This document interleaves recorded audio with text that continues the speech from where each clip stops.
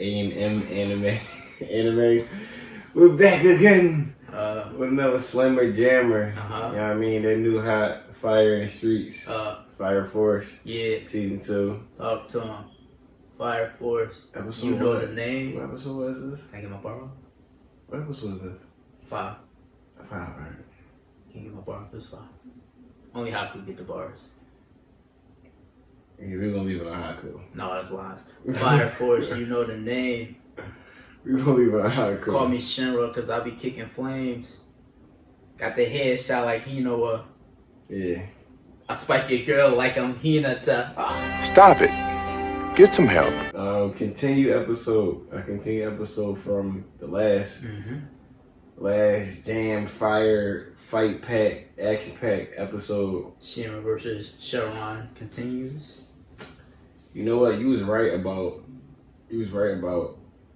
and wrong about Arthur and his fight against. Yeah, it's still going, but it ain't a focus. It's still going, but we just ain't getting no attention. And like, I don't think they started off like they was throwing some punches and then they just disappeared. Like quick, it was like 10 seconds. Yeah, you ain't see him at all. I don't even think you saw Arthur. You just saw the sword swinging at him. No, I think you did see him, but like you don't see his face. I think it's like the back of him. Yeah, you see the back of him. Yeah, that ain't a focus. Maybe next episode. Maybe they'll switch. Yeah, because Obi say he counting on Shinra and Arthur, but we only see Arthur. So, but the main is pretty much split up into 2 halves. They still didn't lead with the girl. She just stand there. They just stand there. Inca. Yeah. She got background for right now. But she's looking like she's intrigued by Shinra. Yeah, she's looking like she might wanna. See, it's getting a little suspenseful because it was looking like she was gonna go with the Evangelist. Yeah, and then now that she's seen Shinra with his relentlessness, I apologize, y'all. His relentlessness, it's not happening. She like intrigued about him. Yeah, because he keep coming with some new stuff. He trying to win. I'm still a little off on where she might go.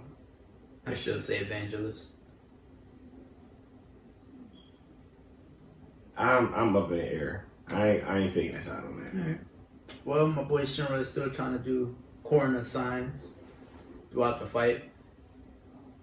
Well, he kind of he figured out vital, important information, which still was deemed unnecessary right as he figured it out. Yeah. It was necessary for him to figure out how to attack him, but like... It still wasn't. It wasn't really... It wasn't enough. He put him on his ass and was like... He just started thinking like, is he a second generation? Is he a third generation? That was interesting though, because I remember we was talking about that last episode of what generation he was. Because he wasn't like producing a fire. Yeah. As much as you would expect for a third. So. A third, yeah. I didn't even cross my mind that he was second though. Ain't gonna hold you. Yeah, the way that he get his power is very, very interesting. He got to beat up, basically.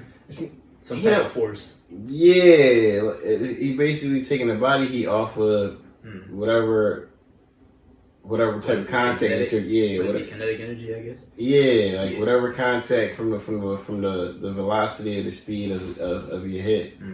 He's taking the heat from it and turning to his own heat, which is very, very, very like they are showing their versatility with the ways that they can show you that you can create heat. Yeah, this episode was second generation heavy. Yes. Yeah. Yes. Made you appreciate the second generation. You had Corna doing this thing with the demon. Maki. This guy. Maki controlling an entire firestorm. What was doing this thing, of course. I need him to get a better gun than a pistol. I'm getting sick of it. But yeah, this man got the starter gun on zombies. What is up with that? Yeah, I'm over it. But he did bust out the bazooka at the end, which is pretty cool. Yeah, but it ain't like I need him to have a gadget. We getting there. Yeah. We getting there. He don't even have a revolver, bro. Like he really got the starter gun. Yeah. I do like that everybody got can't say everybody. Mostly everybody in the 8th got focused this episode. Who don't? Tamaki didn't do a darn thing.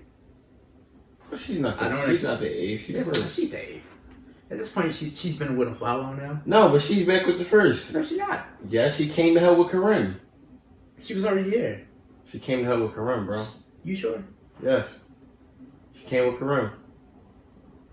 No. She definitely did. She definitely did. And she definitely did. We're going to rewind that. Did. I'm betting. That's a bet. What's the bet? She was there before him. Yes, she was. Because she popped up, did the little lucky leech, he came after and was like, oh, Tamaki, what are we going to do with you? No. I believe what happened was they were saying that they needed help. They needed someone else to pray. Mm-hmm. And they showed up, them too. Alright, so you think they showed up together? Yeah. Yeah, bro, they pop up to help them two as a unit, right. As a two. Well, she's still technically always with the 8, so yeah, she around. She did nothing. I don't expect Iris to do nothing because her sole thing is just the prayer. She has no powers. Yeah, I'm. You had Maki controlling the firestorm. You had Vulcan charging a darn demon with a car. Victor came up with the entire plan. Shin was fighting Charon. Arthur was fighting Haumea. Lieutenant was keeping a demon at bay. Even the captain tried to charge the darn demon with his body. No powers. That being said, it's action packed. Yeah. Definitely action. Action packed. Mm-hmm. You know what I mean? That just goes to show you it's action heavy. Not much talking besides Victor explaining his plan. That was really it. And Shinra talking to himself. To himself, yeah. While still fighting. Yeah, not too much crazy heavy on the conversation pilot. This one, because if anything, I feel like the only person who really got like a long spill to talk about is Victor. No, probably Haumea. Whenever we get around to her. Yeah. That's it. And you notice her thing, she always monologuing. Yeah, other than that, it's fight, and we seeing who taking the girl, because that's really the whole gist of this right now. Is the girl gonna go with the fire first, or she's gonna go with the evangelist? Like who's gonna acquire the Dolivers? Mm-hmm. So that's really where we at with it. So they stretched the fight out for 3 episodes, so it's right at this point. Yeah, no. Well, this is the 2nd episode, but it's to be continued, so it's going into a 3rd episode. Mm-hmm. So at this point, like I'm hoping, like it's a wrap up. Wrap up next episode. Like I want to know where she's going and how we're moving forward because Obi says in this episode after Karim freezes up the firestorm. The firestorm. Yeah, he says Fire Force will become one after this. Mm-hmm. Like they all gonna start working together. I still doubt that. I don't got the 3. I mean, we don't really know too much about them, but like, you see everybody like seeing the firestorm and looking up and cheering for them. Yeah, to take bring it home, yada yada yada. So it's a possibility. Like you said, I'm good on your idea that they're gonna grab a few people from different. And it's gonna be like a swap type thing. Yeah, and just have them all in on one, and have them all work together in that capacity. That way, every company can still get information back. Yeah, and that way we get to see everybody. Like it ain't just the 8th. Yeah, and this one right here was the setup for it because the guy said that he wasn't gonna be able to get the companies to come together, and a few of the companies still came together. So it's a setup that I feel like that's how we're gonna get Ogan and everybody all together. Yeah, it's definitely gonna be. I feel like that's gonna be like the route they take, especially because they seeing more bigger demons. Because this is the second demon. Even though the one in this episode doesn't seem to be that big, but it's like it definitely horror and it's super powerful. Yeah, you know what I mean, it's the second horror one for sure. So, what you think about Shinra's Corna attack? The little demon fire. I think it was a good it was a good counter. Okay. It was a good counter. It wasn't something too different. Mm-hmm. Because he's really just overpowering his kick, really, just making it explode. Yeah, and it's not even that. When he had mentioned it, he was just finding a gap in time between when his power, when the other guy's power released, so that his hit can make impact. Mm-hmm. So he ain't like it was just that was all in the. I like how they his thought process. Turned his fire to like a demon. Yeah, that was hot. That was hot. They really shown his growth on the mental level when he had fights like this, because just like when he fought Show, mm-hmm. he had the same type of mental growth level where he was like, I gotta use my power to go faster so that I can beat the time warp, so that when he frees time and Show frees time. So it was like, it's not really about him his power being extravagant, because he ain't do nothing different that crazy, but it was like, this is how I can utilize my power to become more impactful. But the signs are supposed to do different stuff, right? So I think this one was supposed to be stronger. This one is just an explosion. Like, it caused an explosion. Mm-hmm. So I wonder what's going to be moving forward. Because I assume that's what he's going to be doing now. It's the signs. Yeah. Yeah, along with his freakish fight style. Yeah. Breakdancing and whatnot. Yeah, this is definitely going to be definitely a different addition to it. So we might. I don't want to say we're going to get that in the next episode while he's still fighting him. More signs. Because he the can do this. The real combination of all of it, like him being able to do a spin kick and then bust out the explosion, stuff like if it even gets that intricate on his fight level.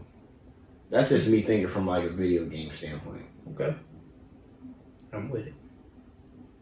You know what I mean? But does he beat him? That's the big question going into the next episode.